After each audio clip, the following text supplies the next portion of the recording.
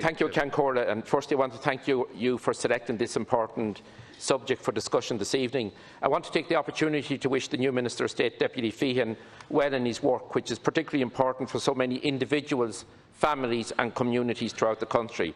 I have worked with Minister of State Feehan on the Committee on the Implementation of the Good Friday Agreement and on the British-Irish Parliamentary Assembly over the years, and we both saw at first hand the value and importance of going out and meeting with groups and communities and hearing at first hand the issues of concern to those people.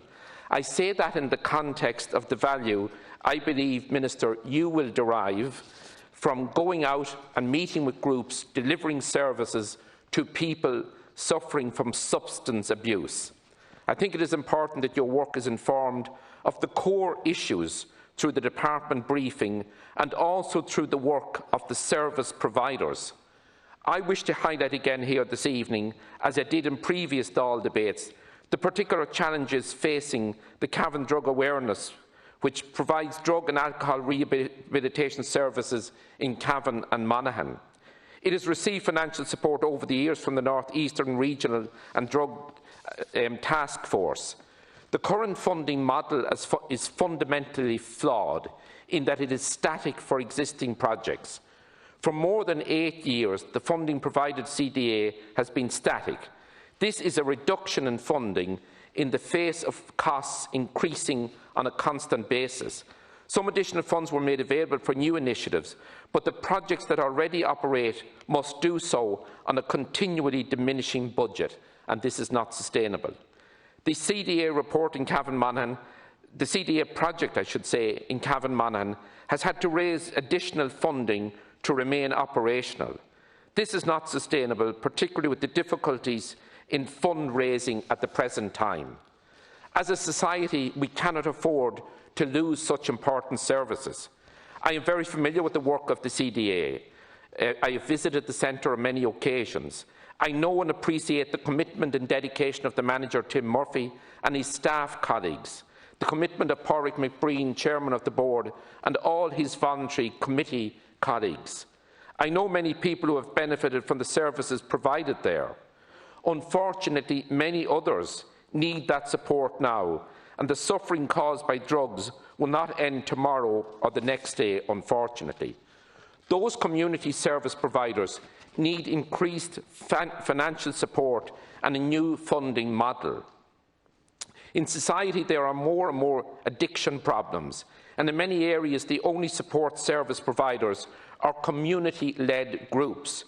We need to build on the expertise of these providers and meet the growing demand for such services.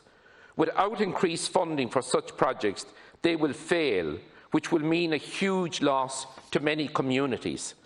The task forces are becoming increasingly sidelined.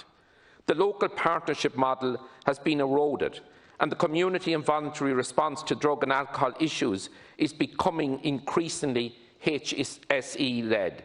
I believe that this is a negative development. We all know that the HSE has more than enough of challenges, and why not utilise to the greatest extent possible the partnership and voluntary approach, that the model that was put in place.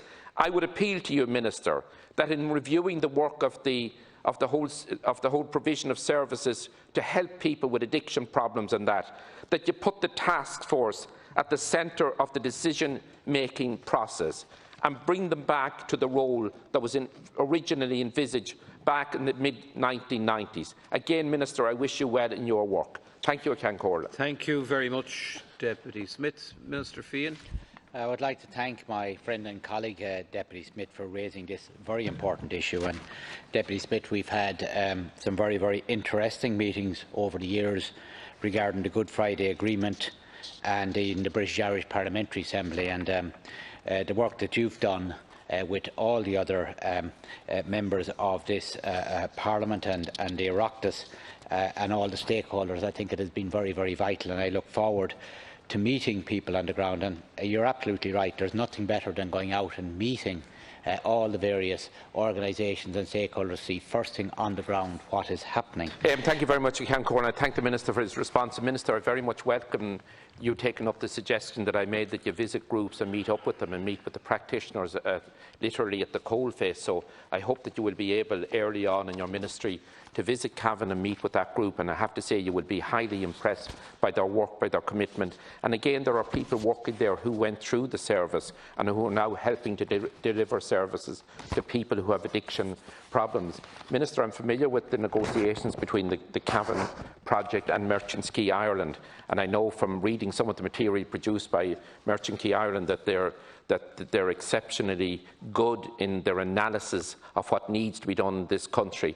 But one thing I would emphasise, Minister, is the need, and I welcome the funding for the new initiatives, but we have to ensure that projects that have been in existence for some time and that have delivered results for so many individuals and families, that we must ensure that their funding on an annual basis is not in real terms being reduced. Because you take the Cavan project, it's practically the same funding for the past 9 years. Now, in view of increased costs in every respect, that means a reduction in the level of funding available on an annual basis.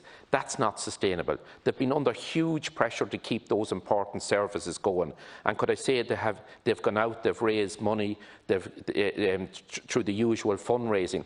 And we all know that the fundraising mechanism is not available at the present time. It hasn't been available since mid-March. So there are serious difficulties for organisations or service providers that are depending more and more on raising funding in the community. So, Minister, it's important that you put the regional task force back at the centre of provision of these necessary services. I think the model, when it was initially developed, was a very good model. It worked well over the years. It needs to be rejuvenated, regenerated, working alongside the HSE.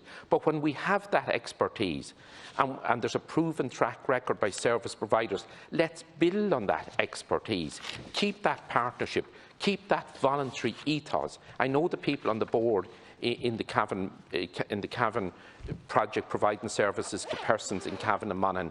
They give so willingly of their time, their knowledge and their expertise. So, Minister, when you have an opportunity to meet that group, you would see at first hand the value of this project and the need to ensure that it's able to survive and provide those services that are so needed by so many individuals. Thank you, Ceann Comhairle. Thank you very much. Minister, can you conclude on this important issue? Thank you, Ceann Comhairle. Again, I'd like to thank the Deputy for raising this very, very important issue. And as the programme of government acknowledges that Drug and Alcohol Task Force play a key role in implementing the National Drug Strategy and increasing access at local level to harm reduction initiatives.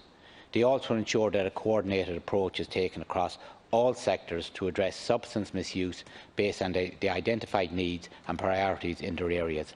I will examine how the Department of Health can continue to support task forces in identifying local need in communities and to support targeted initiatives addressing drug and alcohol misuse. These and other related commitments in the programme of government will be considered in the budget of 2021.